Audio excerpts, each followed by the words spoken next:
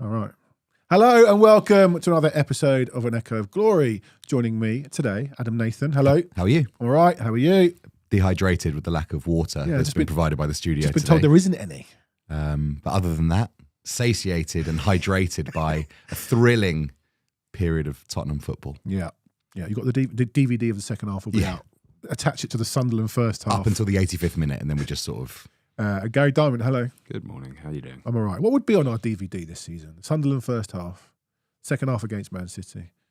15-minute spell away at City when we scored the 2 goals. Buy it in the club shop. What I thought we'd do to make it authentic this morning is really rubbish, boring, bland first half. And then I've got a running order. About 10:30, we're going to rip it up and we're going to absolutely go for it. And it's going to be absolutely brilliant. And we're all going to be really, really happy. But for the first half hour, make yourself a cup of tea. Switch off. Yeah. Come back in half an hour. Yeah. We'll all walk off together, though, at halfway Proper through. Tottenham. We'll have a little huddle. Boil the kettle for your tea with just a candle flame. Just slowly trying to make something happen. And then 10:30, we're going to go for it. Should we start with some club news? Always. Yeah. 21's lost 2-0 to Everton, but I assume all of those players are with the senior squad because we don't have any adults. The 18s had no game this weekend. They had, I think, Thursday night, a Premier League Cup game, which they won, and they're into the quarterfinals. The women won 2-1 at West Ham. Did you watch any of that? No, but they went 1 down, didn't they? So it was the 1 down. Yeah. And Smack really battered them. They Yeah. had like 25 shots. Good win against them. Did they lose a player in the last minute who's got banned for 3 games? I think Drew Spence. Red card, yeah. I saw people being very annoyed at her doing that and missing the next 3 games as a result. It sounded like a very pointless altercation to get involved in. They really saw the game out badly. Spurs were in total control in the last 5 minutes. Tottenham saw the game out badly. really badly. And it was just total chaos. They couldn't keep the ball. They were fouling. West Ham were sort of getting on top when they didn't need to and spent a really bad, unnecessary tackle on the halfway line. So that was that. Elsewhere, Vuskovic scoring against Bayern. Yeah. And Lothar Matthäus, did you hear his comments about him? Yeah. He was very high in praise, saying that he, at the age of 18, did not have the football intelligence of this guy, and he only really got that level of football intelligence much later in his career. He's been saying, Vuskovic, that he would like another season in Germany before he's ready. I think, you're not going to be ready until you just get in there and get on. You improve by playing. So bring him back ASAP. Problem we're going to have next season, unless we win the Champions League. So We're not going to be in Europe. We're not going to be in Europe. So how much football is he going to get? I think Dragoshin will go at the end of the season. So you go into next season, I think if Mickey van der Ven stays, and with Liverpool signing a 55 million centre-back, I can imagine Van Dijk will renew his contract. I can't see Van der Ven going to Liverpool in the summer. I can. No, I don't see it at this moment. So you go into the season with the 4 centre-backs of Romero, Van der Ven, Danso and Vuskovic, which is I don't know. Is it easy to okay. tell an 18, 19-year-old you're not going to play much football? But I mean, if the value of a loan, which you assume is for the betterment of the parent club, having just seen 2 German teams in the flesh play against us, absolutely stink the place out, is there a concern that maybe the standard that he's playing there isn't actually of the level on a week-to-week basis that could be better than training? On a week-to-week basis. Yeah. The caveat being this Games are always important. The caveat being this was against Bayern Munich and he smashed it up. So fair enough. But you're right. Like on a week-to-week basis, we've seen the standard of the Bundesliga, given that we're dreadful. And as you say, we quite comfortably beat 2 of their teams. It's not great. Like a Premier League loan might be something that suits all parties. But if you're bringing him back to the Premier League, anyway, it is what it is. He needs to come back. He needs to get on with it, in my view. yeah, other Spurs interest this weekend. I'd never heard of, I've got to be honest. Yusuf Akamrich scoring twice in that first half hour of his full debut for Bristol Rovers against Newport. One of the goals was, in fact, both goals were top class. He was an unused sub for a Premier League game this season, I have to be honest. I hadn't heard of him, but that's good. Dane Scarlett went to Hibs and came off the bench as they drew 0-0 with Rangers. Mikey Moore also came off the bench. So Scarlett went out, and there's talk of Colin Mwani going out. I don't think Colin Mwani's going anywhere. Sorry, Ad. On the pitch, he's going anywhere, or just in general lack of movement? Just a general lack of Colin Mwani movement, okay. Other than when he's doing 90 miles up in Enfield somewhere. The sort of Dane Scarlett thing is a bit of an interesting one to me, because I think we get, as fans, this idea in our heads that if a youngster comes through, then they're going to be amazing. Dane Dane Scarlett has been out on a number of loans. Yeah. He's never really, smashed it up. And people might go, well, nor did Harry Kane. Harry Kane had more impact on his loans than Dane Scarlett. I think we have to accept this is a kid that isn't going to make it. I just can't see it happening for him at Tottenham. I still think that in the context of the season, we did get rid of the wrong Dane. But very good. But that wasn't mine. I stole it, obviously. I saw where you stole it from, so I was going to give you the credit. But yeah, I mean, he's not going to make it, and I think there comes a point where for his career he has to move on. Yeah, I don't disagree. Injuries. I've written here. Spence, Danso, Odobert ill. Van der Ven was touch and go. Thomas, touch and go. We know that's a no, mate. Nicky Wolf, long-time listener, sent me a message. Would our current injured 11 beat our fit 11? So Vicario stays in goal. Porro, Danso, Van der Ven, Spence, Bergvall, Bentancur, Kudus, Madison, Kulusevski, Richarlison. I reckon one of them wins the first half and one of them wins the second half. Depends who the manager is. Yeah.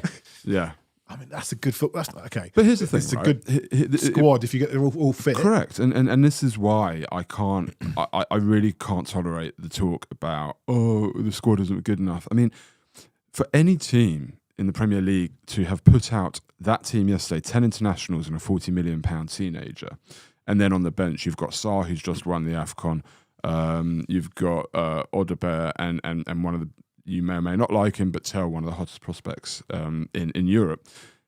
He's hyped to be, but whatever it is, he's a player with a reputation on the bench, and you've got behind that 10, 11 outfield players injured. This is why I can't tolerate the conversation about the squad isn't good enough, this, that, the other. No team, I promise you, very few teams could have tolerated that sort of injury crisis put out a good team. Are you having sympathy for Frank then? No, I'm not having sympathy for Frank at all, for that very reason, that the squad is deep. We did manage to put out a team with 10 internationals and a £40 million teenager. We did have 3 players on the bench who are of Premier League level. And let's face it wasn't long ago before you only had 3 subs anyway, right? So no, I didn't give any leeway to Ange last season for injuries. I'm certainly not giving any leeway to Ange because I think the squad is deep and is talented. And when we do have them all fit, number one, we've got a packed squad and players are going to struggle for game time. But number two, it's a hell of a squad that we've got there. And it shows. Any sympathy on the injury front? I think when you see Solanke coming back and we're instantly better when he plays. Look, do I have more than 0% sympathy? Yes, obviously, because the manager would be better off, you would think, if he had a better team. I'm not convinced that the team would be playing exponentially better than they are now if they had a fully fit squad because of the certain shackles that I perceive the manager has on them. Yeah, exactly that. And another thing I would say that is really frustrating me is that I think a lot of us in October, November, when the injuries started picking up and the results took a dip that we sort of expected to happen at some point, we did say, well, look, get to January. There's big investment promised. We should be able to get 2 or 3 guys in, hopefully. And we arrive at deadline day and it feels that same old Tottenham. We'll talk about transfers later, but I do find myself that it's exacerbated how deflated I felt about the team in that this is now the last day we can do to make any surgery and it doesn't feel like we've done enough. And to pick up on Adam's point, that's the exact point that I made. That's the reason I don't really have sympathy for Frank. Yes, of course, Solanke is a far better striker than Richarlison. And if Frank had implemented a system and style of play where I could say that's what Tottenham is under Frank, and if we had these players, that would work, then I might say, yes, I've got sympathy that he hasn't got those players. But, you have to try and get in a base level of playing. Well, this is what George says here. The manager's plan would work better with his best players, but a better plan would work even better. What, a plan? Yeah. Well, there obviously is a plan. It's just a plan that we don't. Well, there is. He's not just saying, go on, lad. If you're saying, go on, lads, run around, we'd be better. So there is a plan they're sticking to, and it's just bad. But what is the plan? I couldn't. Right, because for the last sort of 7 or 8 games. Let's get running orders out the window. Yeah. This is the second half. This is the second half. Right. Shackles unchained. But let's get into it. What is the plan? Is the plan, because he's been saying that he's been seeing from his Tottenham team a lot more in the last 7 or 8 games to say, well, we're in the right direction.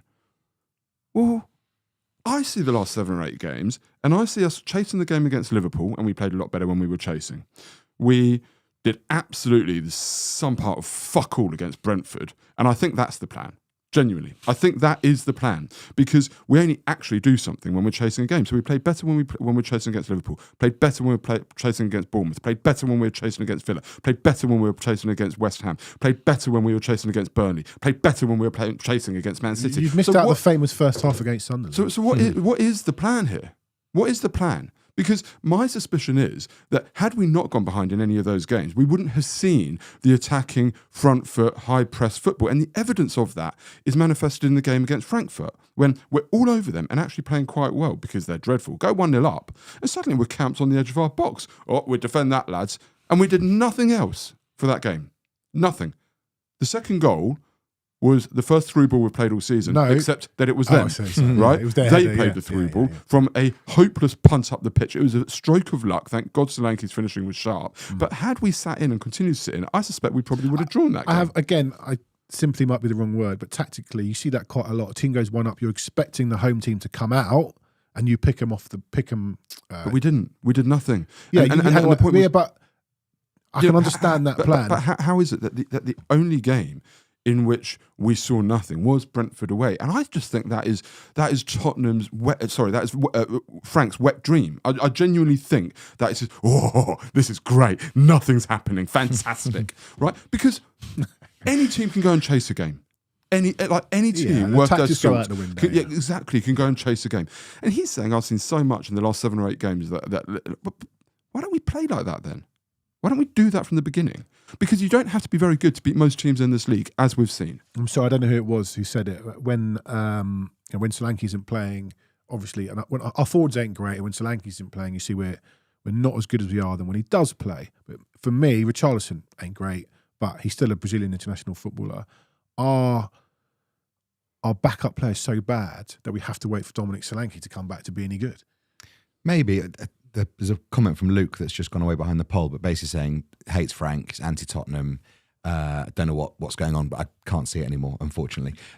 But I got into my seat earlier than I normally do because we got to the stadium and we finished watching the United game, and it wasn't quite enough time to have a drink, so we just went to the seat, and it was about 4:03, and I was watching the warm-up. You're nodding as if you may have been there as well. No, I wasn't there yesterday, actually. I couldn't go. But I saw a picture of this, and I want to... So there's 2 things that I noticed straight away. Well, that happened one after the other. The first one is that I walked out, and there was a lot of talk about the team, who was going to play, back 3, back 4, what's going to happen. They spent 5 minutes, Udogie, Dragishin, Romero, Gray, lining up... Where's he going? Lining up in... This isn't distracting at all. Lining up in... No. Lining up in a back 4. And they were going... blurred. Just for those people, sorry, Adam, for those people listening... Gary's trying to show us a picture that I'm going to talk about next. This is the warm-up. This is the warm-up that Adam is talking about. Yeah, but you can't It's see not. it. It's actually not, but we'll go on to that. That's next. Right. That's next. So they were lining up in a back 4. Yep. And they were doing the thing where the coach throws the ball up in the air, one heads it, and they drop and they go back. So I thought, maybe they are going to play a back 4. And they started immediately with a back 5. I don't know why you would do that. The only thing I can think of is that they're trying to deceive the opposition, which does happen a lot. But of all the things that you might try and deceive Pep Guardiola, I highly doubt when the game started and they see a back 5 that he sunk to his haunches and thought, oh my goodness, they're playing a back 5. We've got nothing left. What do we do? What do we do? Right, so that happens. Then they do some shooting drills, and if you could find the CCTV of Kolo Muani's shooting drills, Danny Baker couldn't do a better DVD than that. Right, that's one for the kids. Yeah. And then they go into their set piece thing. And this is phenomenal. But it's all defensive set pieces. They're not working on attacking. They're working on clearing the ball as opposed to scoring. And the kicker for me, literally, is that Vicario's not in goal. It's Kinski doing it. And if you were to pinpoint one person in the team who is the biggest problem for our defensive set pieces, who is it? The goalkeeper. So maybe warm-ups have absolutely no value. But maybe they are literally just stretching their muscles and there's nothing to be gained. But there's two things you touched on this last week, Adam, right? We used to watch warm-ups and you see rondos and rondos. We'd be like, is there any much point in it? Well, you realise now, yes, There is, because it gets the ball at Yeah. their feet, it gets it out their feet quick, it gets that touch going, it gets it in their mind, boom, boom, boom. You know, that's what a rondo does.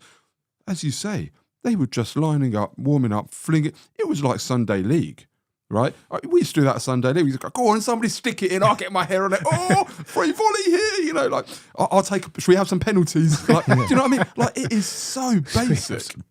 We won a penalty this season. It is so basic. But it all just struck me as being setting up in order to react to what the opposition may do, Totally. as opposed to, here's what we're going to do, you try and deal with it. And I guess the lead on to that is that one of the ultimate questions that come out from yesterday is, what would have happened if Romero didn't have to go off at half-time?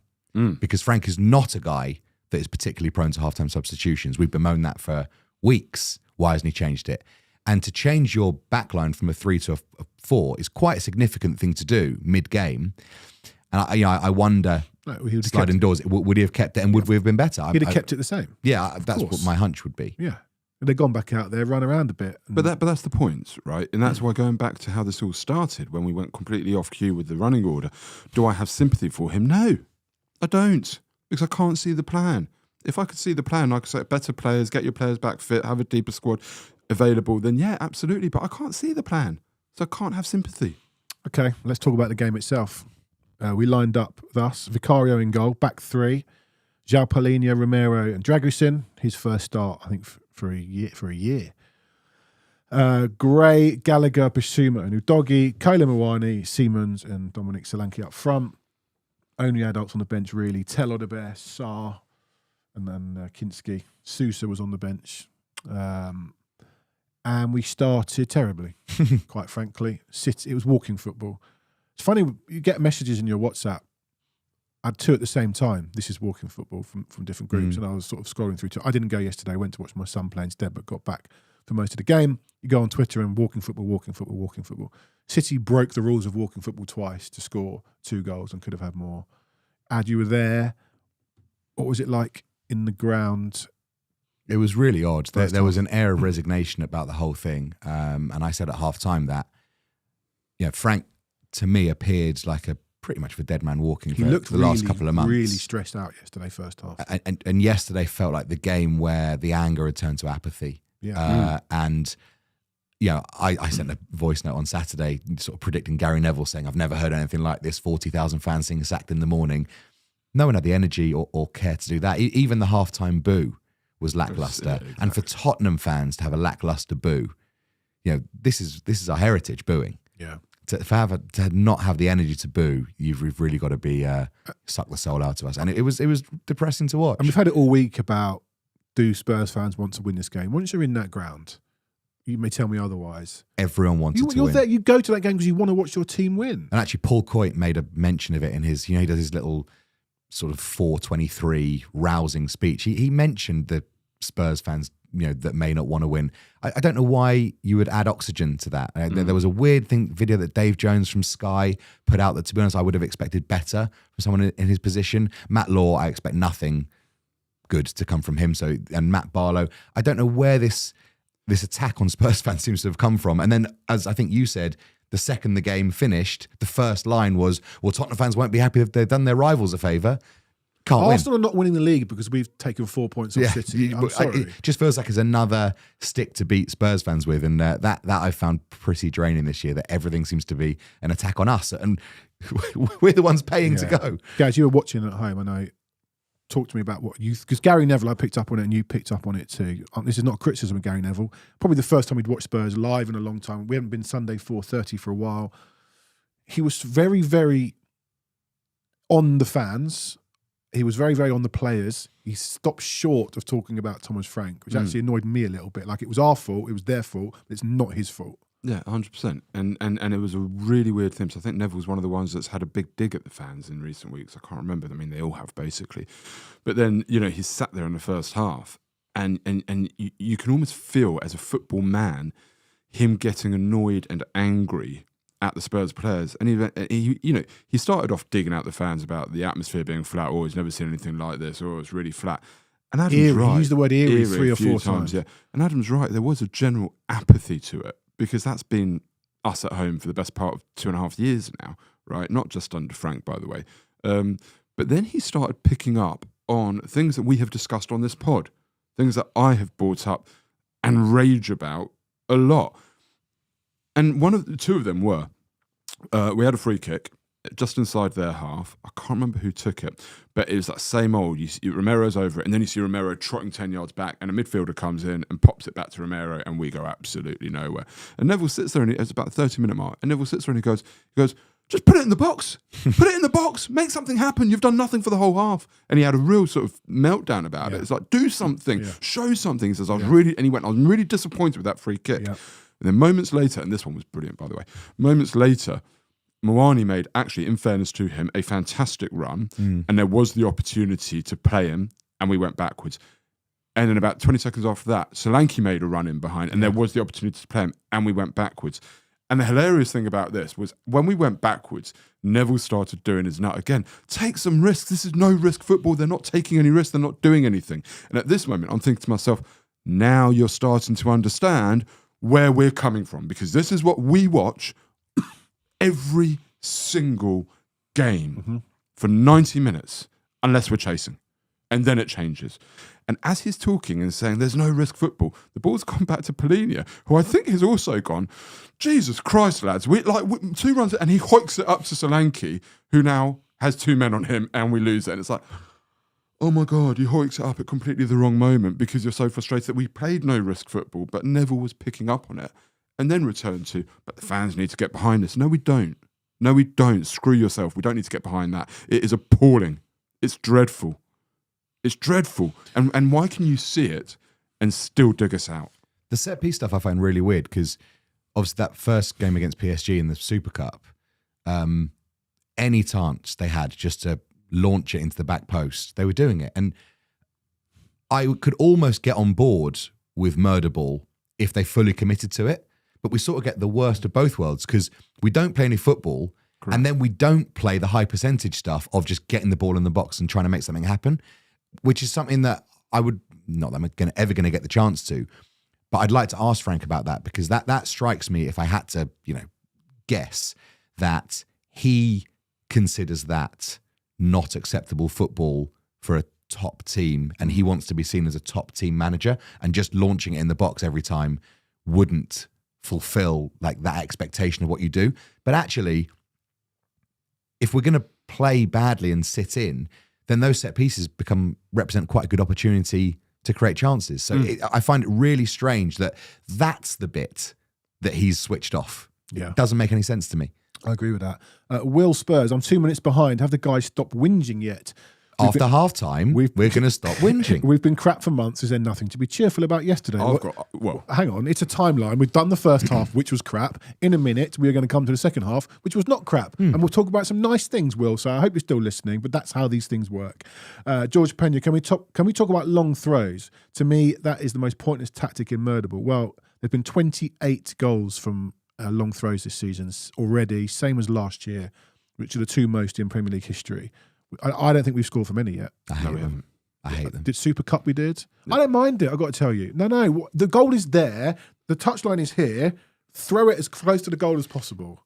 If the nearest person to the ball, when the ball goes out and you're up, can take a long throw, great. Don't have Dragusin run 60 yards to go and take it when the tempo's up and you've got City on the rack. I think it represents a great opportunity for the defence to have a break.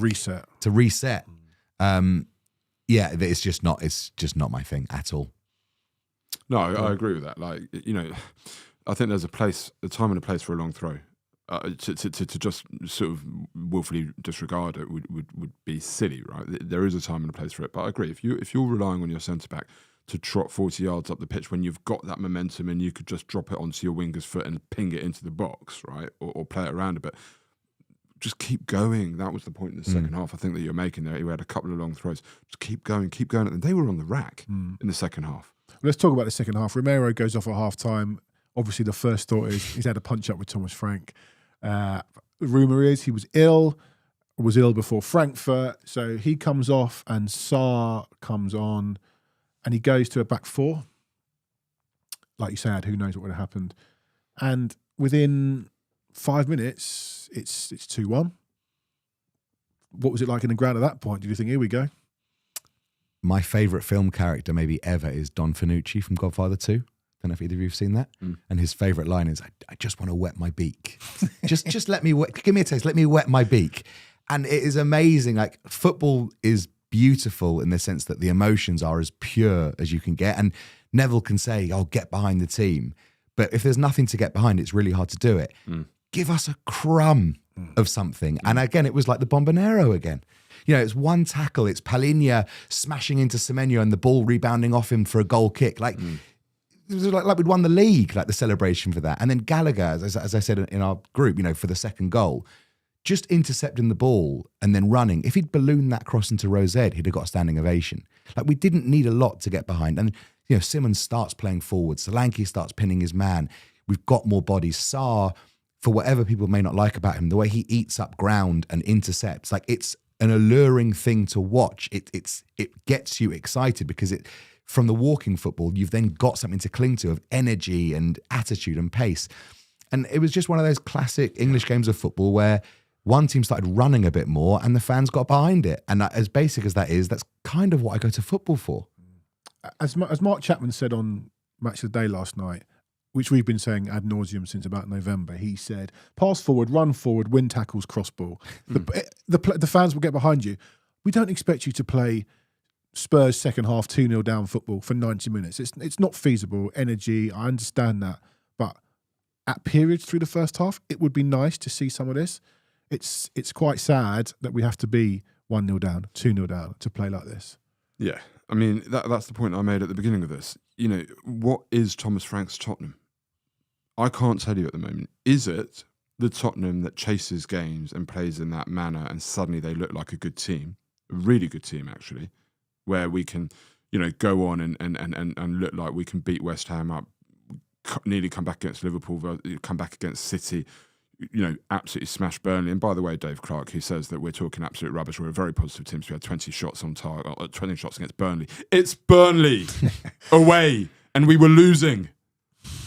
Burnley. And you're going, we're positive. Come on, grow up. I mean, honestly, we should have gone to Burnley and beat them 3 or 4-0. They're dreadful. If that's what you're hanging your hat on, that we don't know what we're talking about because we had 20 shots when we were losing against them. Come on now.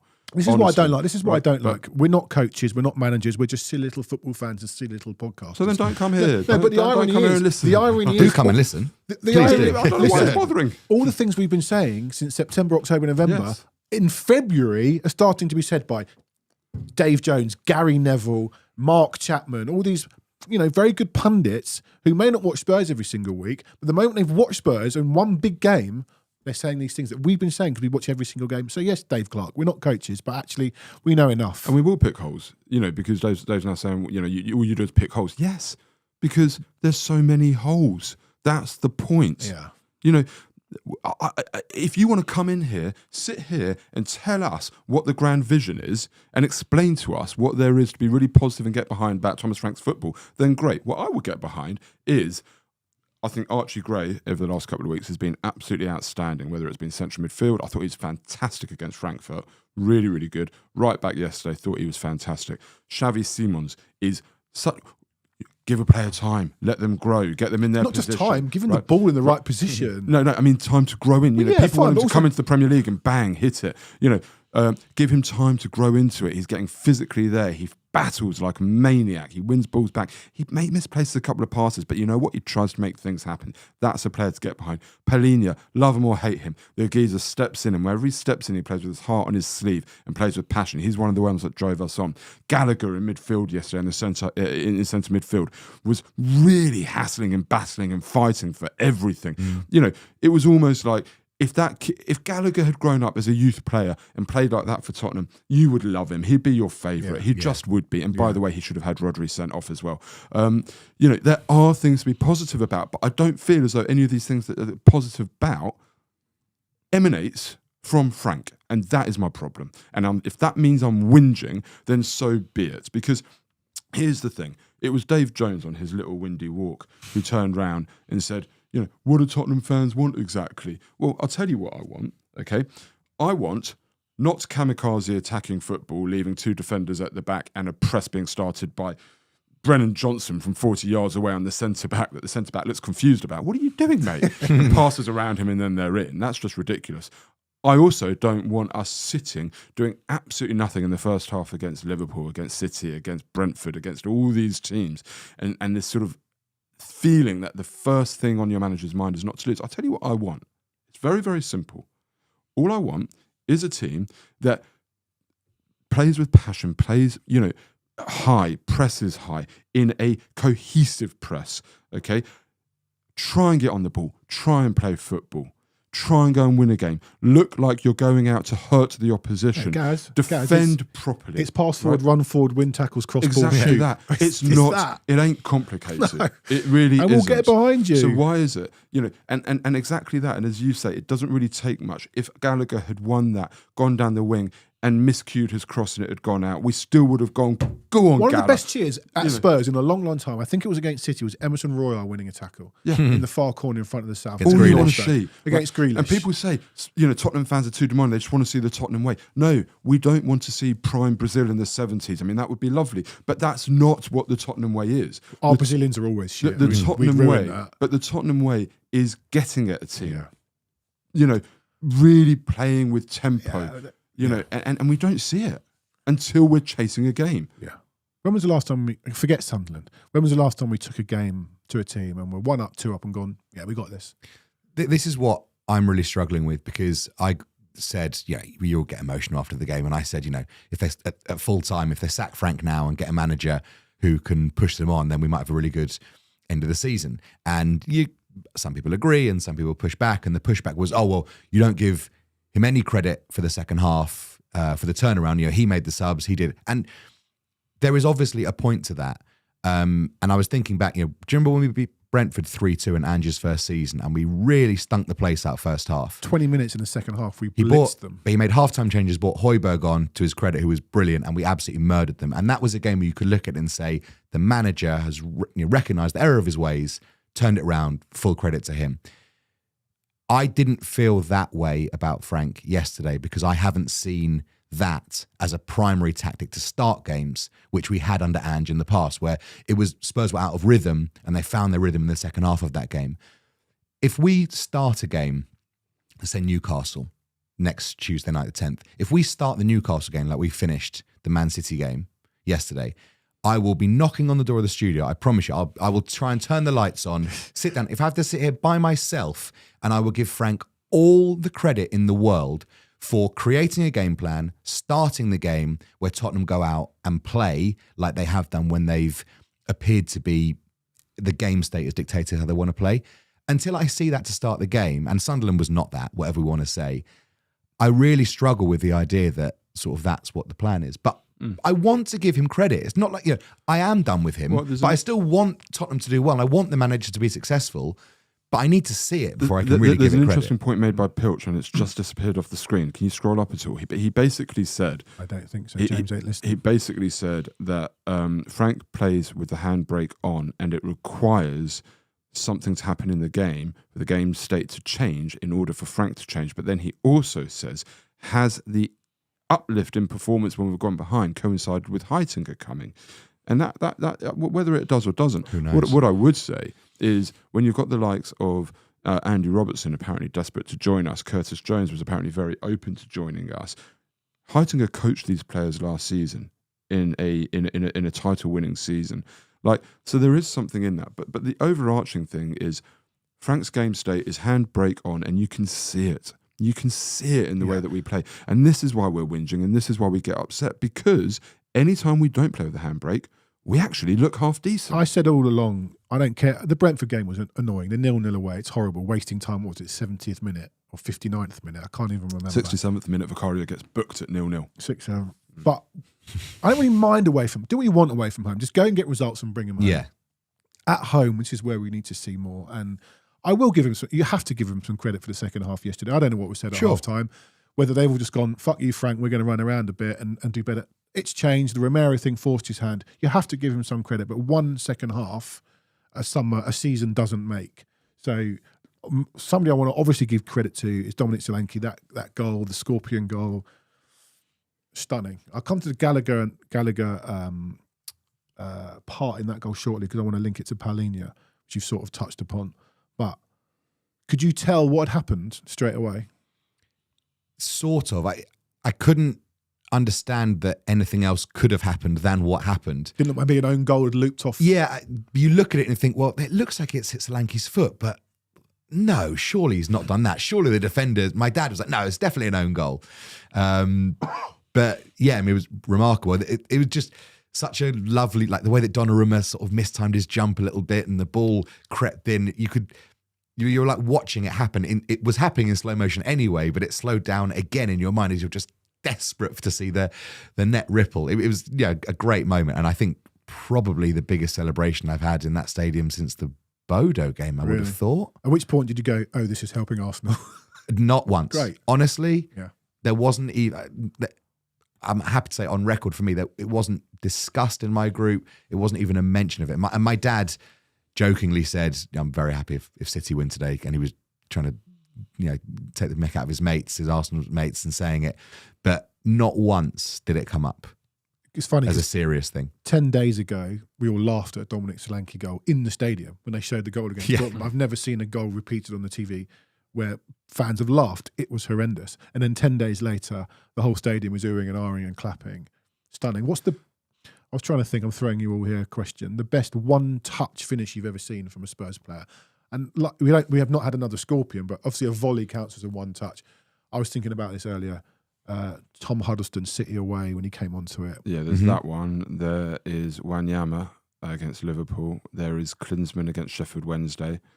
The volley came over his head. Yeah.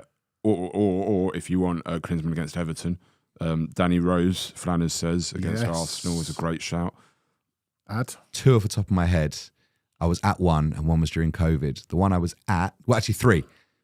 Bale's shoulder height volley against Stoke away. Oh my God. Was unbelievable. How did he get that up there? Amazing.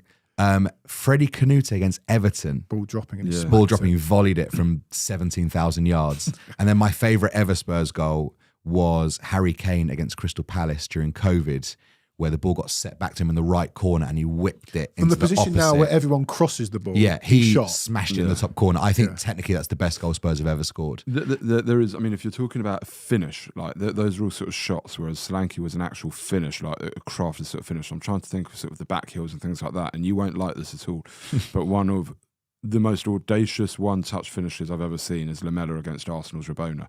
That was absolutely disgusting. Wayne Francois, 23, says Dimitar Berbatov. I don't know which. Reading, he might be the Reading, but also I did see. I think it may have been on this day.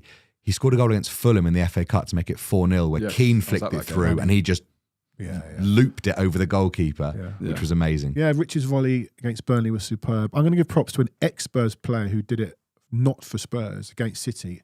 Andros Townsend's goal against Man City. For me, it's one of the greatest Premier League goals because you don't see that very often. It was a bit like the Man City goal in the 81 Cup final that they scored, which is one of the best FA Cup goals you never see anymore because they lost. But that was pure technique. But then if you're going down that route, then you've got to look at the likes of Paul Scholes, who's done it a couple of times. That goal. Or Wayne Rooney against Newcastle, for example. Dele's volley's not one touch. 3 touches. No, that's not one touch. He's taken that himself. Yeah. He's flicked it over his own head and then turned. So it's not one touch. Sorry, somebody said Dele volley. Naive. Yes, of course. I always try and think with those goals, if you gave me 100 chances to do it, would I even manage to connect with any of them right? And I think... Would I manage to connect with the ball? Yeah, well, as in, would I be able to do anything even resembling one as a sort of a very average footballer? And stuff like the Townsend one, the technique to keep... Like, that ball would still be travelling if there was no net. 7 years later, it'd still be travelling. I actually hit the bar from a Naeem this season, but I also missed a one-on-one yesterday, so... I scored from halfway line once. I remember it. Just to put that against the team I was playing for. Yeah, I remember it. I also remember that game for another reason, but it's not for broadcast. Conor Gallagher's role in that equaliser, great cross, but before that he won the ball sort of twice and got his body in the way of a clearance and closed it down. And that's just got Conor Gallagher. If you could paint Conor Gallagher, it's that driving forward, running, winning a 50-50 and getting it in the box. Talk about Palhinha, talk about Gallagher. Sometimes the best, most technical players are not the guys that win you games. Sometimes your Gallaghers, your Palhinhas, you look around when you're 2-0 down and those are the players that are driving you forward. And other players who may not be the front foot, up and at them guys go, fuck it, I'm in. And that's how you get back in these games. And yesterday, second half, Gallagher, I thought, it's funny, I'm going to call out my dad here, I'm afraid. About 5 minutes before the goal, and he wasn't the only one, was going, what have we bought here? Then you can see what we've bought. That mentality. That's why you buy from Atletico. It's why you buy from Chelsea. It's why you buy from Bayern, because they have that mentality. And I thought both of those yesterday, I know they're not progressive passers. And I know, Ad, you like to talk about their hexagons, point off and a little bit short on this side. Fuck off. I love my stats. It's my living, but bollocks. Those are the players that you need in your team. Yeah, I think players like that, Ansar, set the platform for your great players to go and do what they want to do. I think you have... Football works as a relationship between the battle and the quality. And if you know, very few teams can win with just quality. Even the great City sides, would have had 4 or 5 beast centre halves playing across the back line. Rodri, who I absolutely despise him. Like, he is my pet hate in football. He is my, Brian Clough to the Leeds players. You can take all your pots and all your pans, you've won them all with cheating. And for him to have the gall to criticise the referee was amazing. But City almost trolled us at the start of that game. They lined up with Bernardo Silva and Rodri, neither of them who can move anymore in centre midfield against us. And we let them dictate the game. Bernardo Silva was running the show and he didn't break sweat once. And second half, someone thought, no, we're going to run at you. And we're going to run at you, and we're going to run at you, and we're going to run at you. That's all you have to do against these teams. And good things will happen if you do that. You will win free kicks. You'll get players booked. Then when they're booked, they can't foul you the next time. So you get past them and you're away. In which case you can. Unless you're Rodri. But that is how you set the platform for these games. What was absolutely stunning was the ref was very, very keen, because their second goal, I think it was, came from Bissouma. It didn't come from... the first one did. But in the second goal, Bissouma cut off a run, and the ref was about that was first goal. Was it the first goal? Yeah. It was a wonderful 20 seconds from Bissouma. Gives away the ball, then cuts off the run, and the ref was going to blow for the foul, but then plays the advantage. But then when after the goal is scored, the ref was very keen to come back to Bissouma and book him for cutting off that run. And he was going to blow for the foul that Rodri made on Gallagher, but we had an advantage, so he played on. Noticeably... gave him time to think, he's been booked. Pep's already... I've booked Pep already because Pep's a bit angry. I better not upset Pep more. So just cowardice from the referee. Any level you've played at, you have those guys on your team when you're losing. Sod it, my team were 2-0 down yesterday. We ended up losing 4-2. We were 2 down at half time, got back to 2-2, because actually there were a couple of guys on our team who got us going. It's never going to be me, some useless fancy Dan centre forward. But those are the guys that get you going. You're like, hang on, actually, come on, I fancy this today. But there are players that will start that, and there are players that won't. And Palhinha and Gallagher, and others, of course, but Palhinha and Gallagher are those guys. And, it goes back to the oldest saying in football is I mean, along with clean sheets and win games and whatever. But you've got to win the battle if you're going to win the war, right? In every game, you've got to earn the right to play. And this is what I mean about I want to see 11 technical players on the pitch, but you also want to see your warriors and your battlers. And Conor Gallagher, as I said when we had that discussion about signing, I said Conor Gallagher should have a place in anybody's squad. I don't care if you're Arsenal, Chelsea, City. He should have a place in everybody's squad because he's a model professional. Is he the world's greatest footballer? No, he isn't. But nobody's pretending that he is. What he is a mentality beast, right? That's why Simeone signed him. He's a mentality beast, and he's also... We spoke a lot last season about the best ability being availability, right? He's also always available. I saw a couple of times yesterday. He took some big whacks. A couple of times. But I was thinking to myself about this, right? Because there was one time when he took a big whack and went down. I thought, typical. He's going to go down. But his mentality is, doesn't hurt. I'm going to get up. And he just bounced straight up. And you think to yourself, maybe that's why he doesn't get injured. Maybe he's just robust and in his head is like, just get on with it. And I know that's a kind of ridiculous thing to say, because if you break a bone, you ain't getting up from that, right? But I noticed it. He went down that one where Rodri caught him on the shin. That's bloody painful. He rolled around, got up, got on with some it. players might say, I'm out, I'm done for the rest of this game. But his mentality is, I'm just carrying on. You've got to love that. You've got to respect it. Yeah, Sonic Pelican says he's out for the rest of the season. Yeah, my bad. I'll take responsibility. Entirely my fault. Solanke got injured at the end. He said he was okay. Thomas Frank, even in the presser, not the the 1 5 minutes after the game when he's with the Sky guy, even the sit-down presser didn't know. I mean, how does he not know what's happened to his best centre forward? Ask him. So I'm slightly concerned that maybe there's something going on there. I don't think Solanke would have done Yeah, he wouldn't have done the club press if it was a bad one, you wouldn't think. I mean, nothing would surprise you. Well, but this is it. You would have wanted to come out and talk about his goal there. True. Yeah, I know. But if it was a serious one, he wouldn't have been out there. So No, I think that there are. Somebody was moaning earlier that we whinge and moan. There are things to be positive about. As I say, it's Solanke back, and not only back but scoring. I think he's got a goal a game or something like that. It's 4 and 4. 4 and 4. He's got a goal a game, and people say he's not a finisher. Do you know what he is? He gets in the box, and you get balls in the box to him. Apart from the Dortmund one, the 3 other goals have been okay. Yesterday's first one actually wasn't, but he can finish. I've got no issue with that. Exactly. He's a finisher, and he gets in the box, and he's a presence. It's something to be positive about.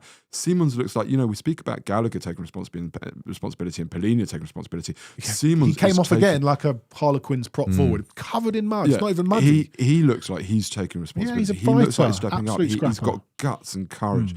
I just want to mention, I can't remember, Janai Bayfield came on, okay, and I get it. We're sort of, we haven't got many subs, and he came on. Did he go over to right midfield or left midfield? Just sat in midfield pretty much. Yeah. I think he came on the wing, and I was just thinking to myself, why not bring on Sousa? Like, you're ahead. You're putting him out on the wing, or I think it was right wing. You've got Odobert on the pitch. You could move Odobert to either flank. Just put Sousa at left wing. Who cares? Like, the geezer is meant to be an attacking sort of fullback. Just why put the guy in the crowd? And this isn't about Byfield, by the way, because I think Byfield's going to be a very good player, but he's a centre back. He's a centre back. I saw Sousa in the warm up, and he looked quite small. And I just wonder if maybe the physicality of that game was one where, particularly as we were likely to have a couple of set pieces to defend, I don't know. Maybe it was a bit of a. And he came on in what, the 80th, 85th minute? So what you're saying, it was a let's not lose rather than a let's go and win sub. Oh, so it's very frank. Good. They showed a guy. Can we talk about that, actually? I want to get my joke away. Sure. They showed a guy in the first half when we were 2-0 down looking really miserable, quite a thick set, heavyish guy in a Brazil shirt. In the crowd, I was like, Sousa ain't ready. Anyway, that's my joke. You have to see it to believe it. The last 15 minutes, sort of after 85, there was clearly what we have, we hold. We're going to be very happy with the point here.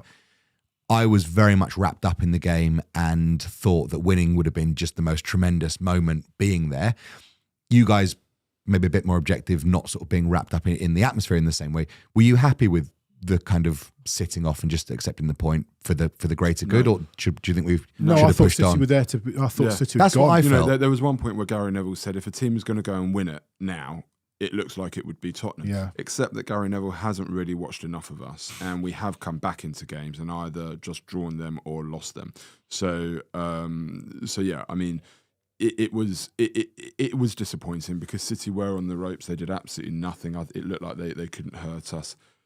They look mentally gone. This is the frustration. Is we don't have to be very good to have actually finished 5th, 6th, or 7th this season. That's the deep frustration. That's why I'm so upset and angry with it all.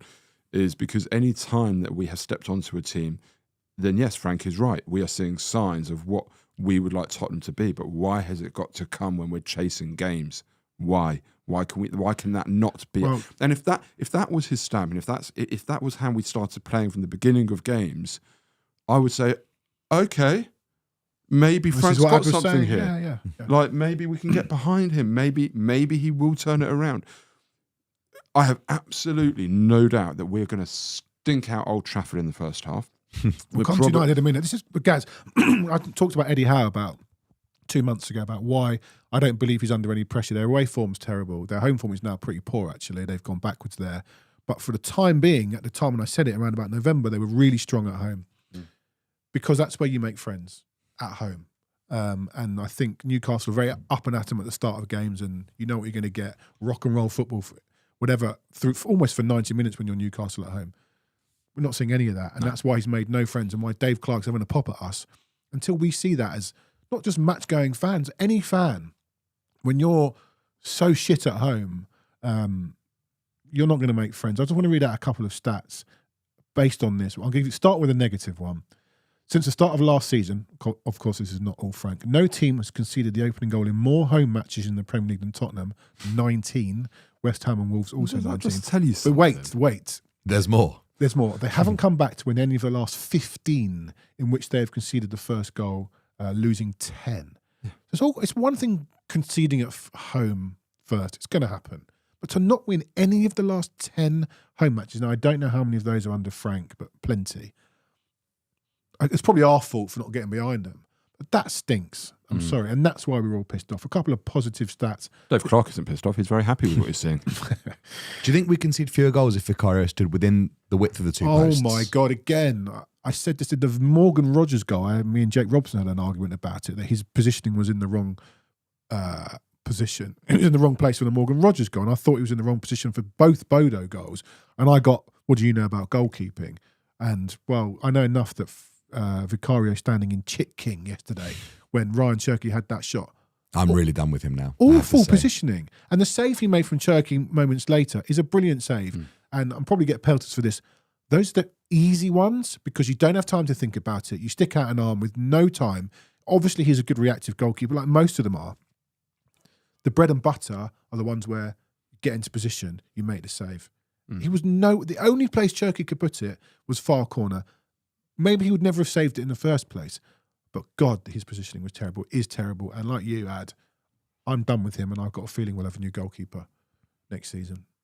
Yeah, I mean, I would have wanted to change it in January. I think he's really shot at the minute, Vicario. I don't know I don't know how much they showed on TV, but basically the second that ball hit the back of the net, Vicario was back on his knees, like doing this weird clapping thing as if to have a go at the team. And I think he's always thinking about what can I say to someone and who can I shout at and who can I have a go at to deflect. Yeah. He's in a bad run, and if he was sort of just kept himself to himself and you could sort of warm to that, but he's so aggressive and always talking and trying to explain something that just shut up and make a save, mate, or come and catch one cross in one game. He's really not helping himself. And I'm not a big Kinski fan, but it's getting to a point now where we're conceding so many bad goals anyway that, and given how poor we are playing out the back as well, I almost sort of wouldn't mind seeing what would happen. Yeah, well, if as they Craig made a says change. here, leadership group, are they going to drop one Two pieces of chips? There's a man who's been in chicken before, Craig Silver. Was that Vicario could barely serve 2 pieces and chips. I just want to give you the other couple of positive stats from yesterday. This surprised me, actually. This bit didn't surprise me because it's true. Thomas Frank has taken 4 points from games against Man City in the Premier League this season, the most by a Tottenham manager in a single campaign since Pochettino in 2016-17. In my head, so that means to say that all the times we've beaten City recently, we've lost the other one. I missed the start of the stats. Sorry, I was reading the comments. Sorry, Thomas Frank has taken 4 points against Man City in the Premier League this season, the most by a Tottenham manager since Pochettino in 2016-17. In my head, we doubled City a few times recently. Well, we lost at Wembley in 17-18 and 18-19 to City. So that probably was, and then I think under Mourinho and Conte, we lost at least one of the home. Well, we doubled them. The Bergwijn game. We doubled them in the Nuno season. But Nuno was not manager of both. Nuno won one and Conte won the other. A change of managers, yeah. Okay, and the other stat, you knew the answer to this. I'm going to give it out anyway. Dominic Solanke is just the second Tottenham player to score a brace in a Premier League home game against Man City after Nico Kranjčar in 2009. What was that game? Beat them 3-0 around Christmas. Defoe scored the third one. The third goal came from the corner. Lennon tapped it to Kranjčar, poked it through a defender's legs and then poked it through the keeper's legs in front of the north stand. No memory. You would definitely remember it if you saw it. Yeah. Okay.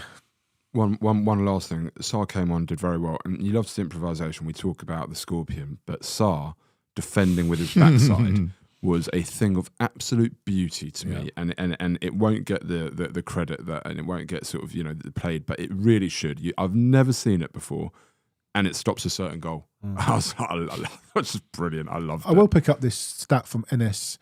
Xavi Simons made 5 passes breaking the opposition's defensive line against Manchester City. No player has made more in a Premier League match this season. I mean, some people don't like defensive line breaking passes, but that shows invention from him, which is the word Opta have used, and just get the guy on the ball more. And I'm sure Solanke being on the pitch helps that, and runners from midfield help that. And we're not going to criticise the second half because we can't. The second half was brilliant. And like you say, something to chew on. It's a shame we've got to go to Old Trafford on Saturday. No, but it's not though, because if they go, right, okay, that's the template. Well, that's what we're going to do. Yeah, then great. Like, do that. What do we think is going to happen in the transfer window before we quickly talk about Man United? We've put the poll up. How many players do we think we're going to sign? I have to say I can't see the poll.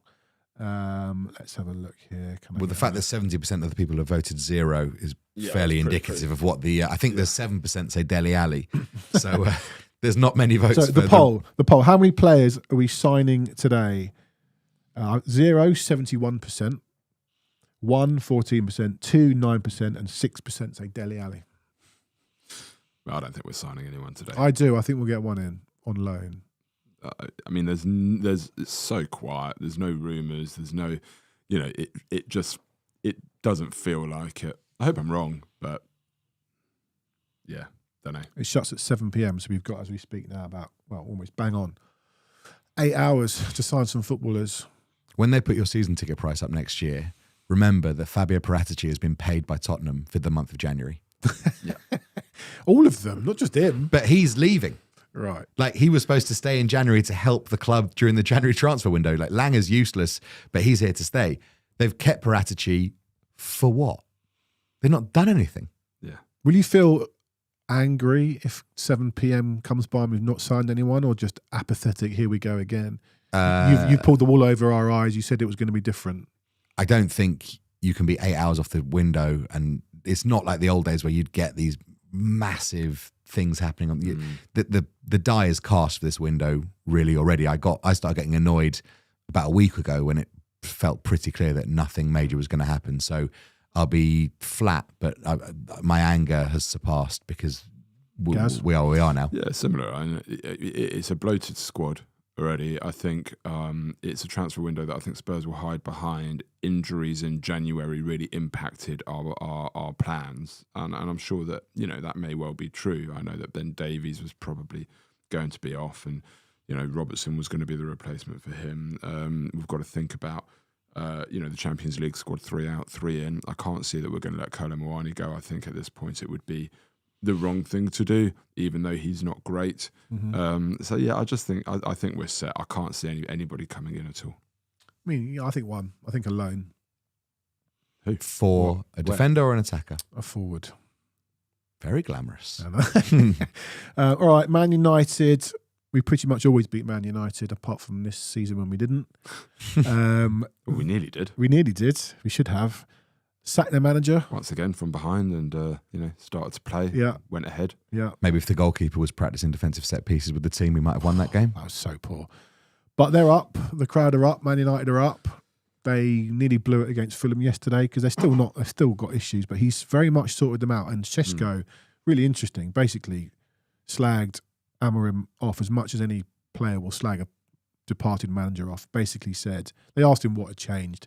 And instead of just going, it's just some new ideas, and he basically went, well, we've stopped trying to funnel everything through the middle. We're using our wingers more, and it's really nice. He basically gave away their tactics, but it's a different Man United we're facing, a confident Man United, a confident Old Trafford. Bit annoying. Rather play Amorim's United. You'd rather play Amorim's United because we always used to beat them, as you say. They weren't very good, but that's why they got rid of him. Funnily enough, we're not very good, but we keep our manager. I think they will very much be looking forward to playing against us. I think they will start at high tempo, and the only hope is that we go a goal down early, so we've got 87 minutes to recover because we play well when we're a goal down. So let's just get it over with, go a goal or two down, and early doors, and more time to get it back. I'm just we'll talk about Newcastle next week. Sadly, they've drawn me back in, and I'm now really looking forward to Newcastle next week. Am I looking forward to United away? Not so much. It's the 12:30, isn't it? Maybe it'll be a little bit flat, and we can, withdraw. Brentford away. Frank is positively salivating at the prospect. Thoughts on that? Can you take anything from the second half yesterday and think we're going to take it into Saturday? No. If I thought they would take it, then yeah. But look, I think the selection's going to be important. If he can have Udogie, Romero, Van der Ven, and I suppose Archie Gray as a right back, that feels like a fairly coherent back four. If he then played Palhinha, Gallagher and Sarr as a midfield three, and then maybe Simons in that sort of inside left position, Solanke and Odebear, that's a team that I would see at 11:15 and go, oh. You don't think he's going to stick with three at the back? I don't know why he would. I feel like he's He hasn't got the wing backs for it. Well, he didn't really yesterday. And thus it proved. I think Gray is a pretty competent right back. I'm not convinced. Sarr, could he play there? I was surprised he didn't. If I don't know about you, but right wing back for me struck me as more of a sort of Sarr engine position than Gray. It's a position that people wanted Jermaine Jenas to play, and I feel Sarr's got the same energy that Jenas could bring to that. I think Jenas was a better footballer than Sarr. I would have signed Adama Traore to a right wing back, but I've always loved him. By the way, I love him. By the way, João Pedro saw his life flashing before him. I mean, but it would, wouldn't it? And he's a big guy, João Pedro, right? Like he looks like quite a tough bloke, and he absolutely did it in his pants. And you know what? People go, we hate to see that. No, in a London derby, that's exactly what I want to see. I'd actually make a donation after the game if I've been to that, just because of what I've seen. Did you see the boxer's hairpiece that flew off when he got punched? Yeah. Well, I mean, João Pedro's hair nearly flew off when Adama Traore faced him up. I mean, not great scenes, but I don't know about you. I went pretty mad when Chelsea got that winner, unfortunately. No, on Saturday. I was just like, Gary's never thought we'd get relegated. No, I was not at all. Even when West Ham were 2-0 up. No, I think West Ham will go down regardless. Yeah, but all right, forget the fact that it may help us whether you do or don't think we're going down. The fact that West Ham could stay up by beating Chelsea 2-0. The fact that West Ham losing to Chelsea means they go down. It's a happy time for Chelsea. Just think, if Matt Law's watching this, he might do an article, Tottenham fans in Chelsea delight, disgrace, as rivals win a football game. How dare they? I just want to go back to the João Pedro, Adama Traore thing, because it reminded me very much, you've seen it when players realise that moment, this wasn't a good idea. And the one that sticks out for me was Stefan Freund and Roy Keane. When Roy Keane was down on the floor at White Hart Lane, and Freund sprinted 30 yards across the pitch to start having a go at him.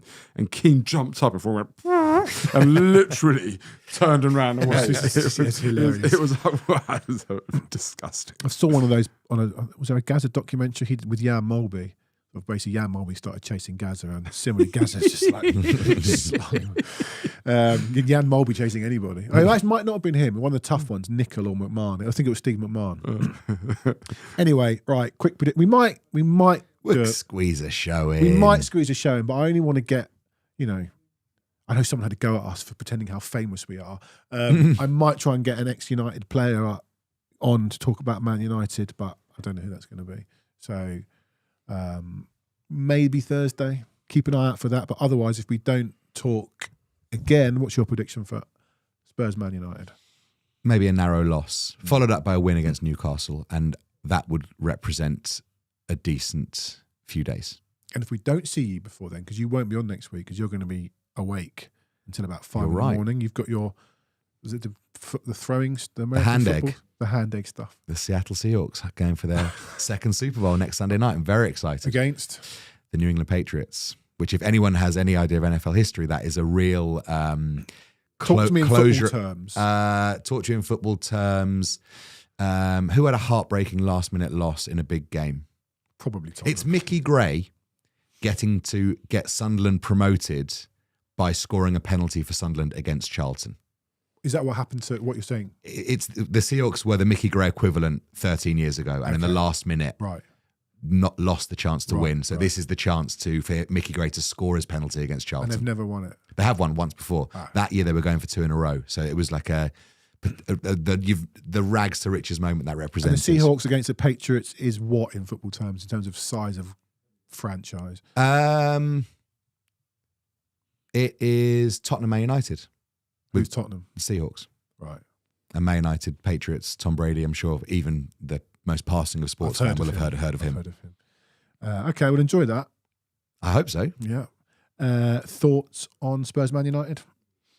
I find it hard really to be optimistic at this moment about any result. But as we've shown, if we throw not caution to the wind, but actually go out and play, we can match and beat most teams. I just don't think that that's how we're going to go out there. Yeah, I think we'll lose to United. I think we'll beat Newcastle if we play okay. All right. Second half was better than the first, I thought. The producer will let us know because he gave us some real tap at the end of last week's show, didn't he? So I guess we'll find out. Again, don't know if he's listening. I haven't got a button to press, so let's hope James is listening. We will see you maybe later in the week. Look out on the socials for that. Like, subscribe, hype. Follow us at EOGTHFC. Become a subscriber. Buy the merchandise. Buy the merchandise. Do all of it. As modelled today, my Echo of Glory. It's really nice. But it's lovely. I really enjoy it. If you want to dress like your 17th or 18th favourite podcaster, you know where to go. All right. Let's see what we do in the next 8 hours. If we sign some players, we can talk about that next time. Otherwise, we'll see you late this week, if not next Monday. And up the Spurs. He's not listening. He's not listening. I mean, last week he cut us off early. It's true. Maybe we can get some bonus time. James!